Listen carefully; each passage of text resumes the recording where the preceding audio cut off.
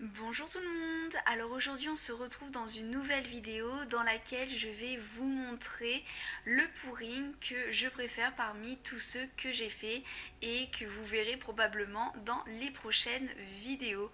Et donc si ça vous intéresse, regardez la suite. Au niveau du matériel, on aura besoin de toutes ces peintures.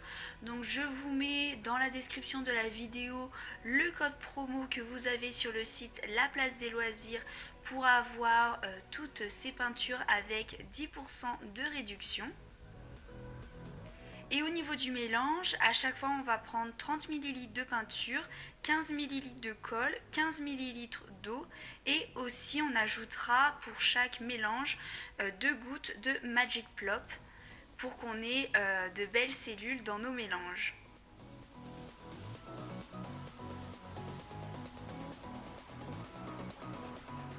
On aura aussi besoin d'une feuille plastifiée comme celle-ci. Donc tout d'abord, on va placer 4 punaises à l'arrière de notre toile de façon à ce qu'elles soient légèrement surélevées. Et ensuite, on va faire couler nos différents mélanges de peinture jusqu'à ce que toute la toile soit remplie.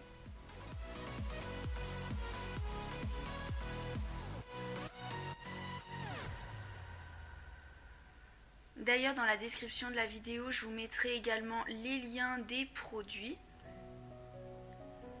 Et ensuite, on va faire en sorte qu'il n'y ait pas de trou entre les bandes de peinture à l'aide d'une spatule.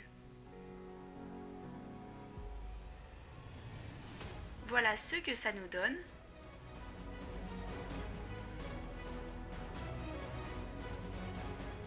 Et ensuite, on va pouvoir utiliser notre feuille plastifiée. Donc on la place tout en haut de la toile. On la pose et on la fait glisser vers le bas.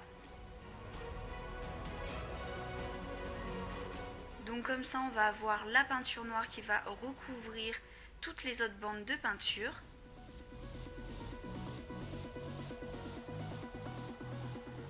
Et on peut déjà voir un petit peu quelques cellules qui se forment et aussi la peinture qu'il y a sous la peinture noire. Après, pour qu'il y ait plus de cellules, on va passer le chalumeau. Donc on fait ça toujours bien au-dessus de la toile pour éviter de la brûler. Et comme ça, on va avoir vraiment plein de cellules qui apparaissent comme vous pouvez le constater dans la vidéo.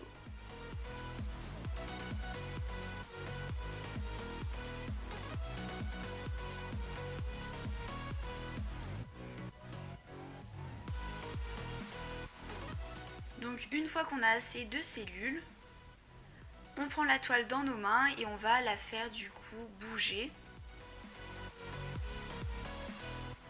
de façon à obtenir des plus grosses cellules et vous vous arrêtez quand vous avez le résultat que vous souhaitez. Donc on va bien aussi le faire dans les angles. Et on vient combler les trous avec la peinture en excès et une spatule. Voilà le résultat après quelques jours de séchage et le vernissage. Donc pour ce qui est du vernis, vous pouvez utiliser du vernis en bombe, du vernis glacificateur ou encore de la résine de glaçage. Et donc voilà, je vous montre d'un petit peu plus près à quoi ça ressemble. En tout cas, moi j'aime beaucoup le rendu de cette technique. Je pense que je ferai d'autres pourrings comme celui-là avec d'autres couleurs. En tout cas, n'hésitez pas à me dire en commentaire votre avis par rapport à cette technique. Et sur ce, je vous dis à bientôt pour de nouvelles vidéos.